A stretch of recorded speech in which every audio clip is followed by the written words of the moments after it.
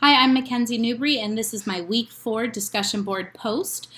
So I came across a few different ahas during this course. The first one actually took place in our week 1 assignment, where we had to make connections between the different theories and the universal design for learning. So I ironically had never heard of UDL before. Of course, I'd heard of different principles incorporated within that sort of philosophy or train of thought, but I hadn't actually heard of these specific categories before. So, like multiple means of engagement, representation, action, and expression.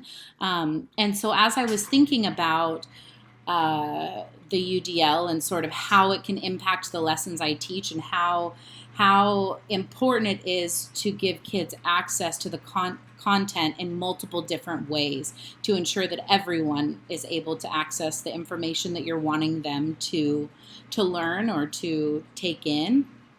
Um, and then that kind of took me on this trail down or sort of thinking about how am I incorporating UDL into my online learning right now. So as I am teaching my students, it's a lot harder to introduce them to multiple means of representation and engagement for them. You know, having kids or even expression like having kids working in collaboration is so much more difficult when you are doing it through a computer screen.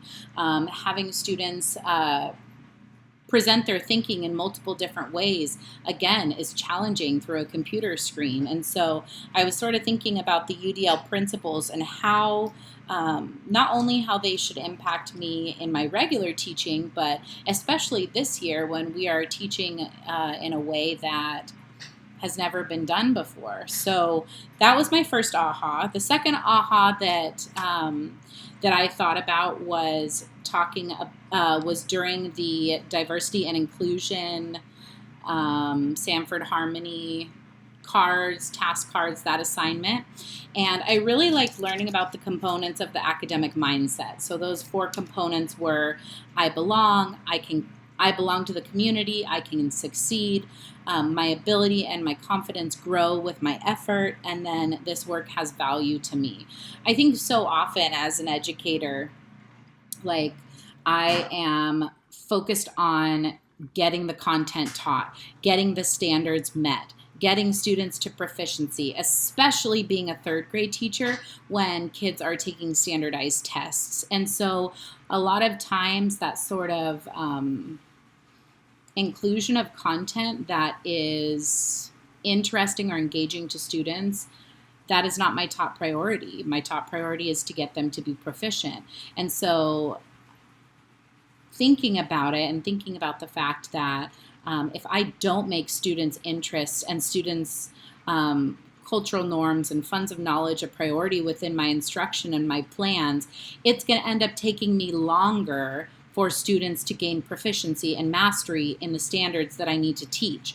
And so if I incorporate student interest and engagement into my lesson planning, then that's going to end up giving me more bang for my buck. So even though I am planning activities that may not align exactly with the standard, I'm going to end up roping students in, getting their engagement so that when I do have to present the content, they're engaged, they're actively participating, and they're interested.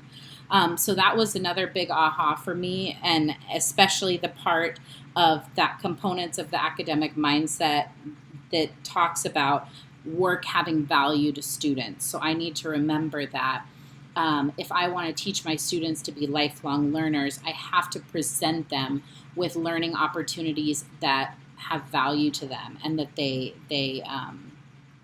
see the significance of.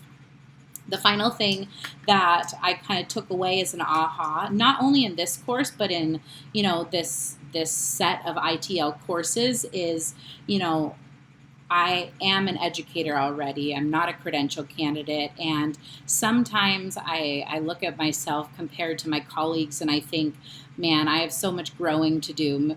There's so much I need to learn. And as I was going through all of the assignments for this course and the Sim School project and even the like the field experience session that we had to engage with, I realized like I've made a lot of growth in these past 8 years, and there's topics that have come up in 604 and 606 that I realize how much I've grown in the past 8 years of being an educator, and when I'm able to look at myself in alignment with the assignments that have been given, and see my responses and think about how would my responses have been different as a credential candidate, I'm able to recognize that there's been growth, and I'm thankful for that. And it's sort of uplifting to me to realize that, I'm doing well on this journey and I'm making progress, and that should be the goal. I also kind of in connection with that, talking about lesson planning. So as a teacher, I'm aware that lesson planning it looks very different when you're actually in the classroom. And for me, most of my lesson planning happens in my head or happens quickly in jotted down notes. I'm never creating a formal lesson plan unless I'm doing an observation or something like that. And so it really made me think about like the components of the lesson plan. And while these are things I think about, I don't take the time to write them down or reflect in like a more formal way. And so talking about student groupings and academic language, how you're going to introduce that, and talking about instructional strategies, it really challenged me to focus on what do you do in your day-to-day teaching? How do you incorporate these things into your instruction? Do you address them, or is this something you need to focus a little bit more on?